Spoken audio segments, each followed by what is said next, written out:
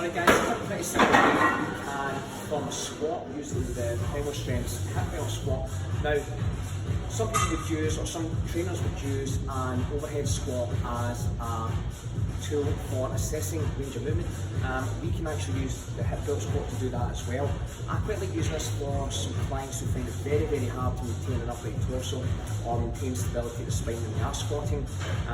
Also as well, some of your clients probably can't get their arm above the head in this position, so without compensation elsewhere.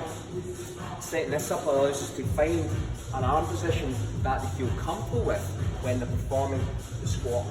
Okay, so as you notice, we've already got this set up. So if you have pretty good posture and the shoulders are coming in this position and you find it very hard to go here without having to compensate, this might be a good way for you to prime yourself up for that.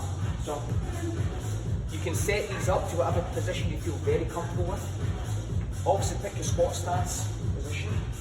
I would highly recommend your feet being in the middle of the platforms, then your hands and your feet just outside the shoulders. So place your legs, you have your hands here, trying to hold on and use this as support. Hands in this position here. Now when you go down into your squat, that's going back, notice my arms coming up. It's very, very hard for me to round my back in this position here. Come back up. Take your time. Come back up.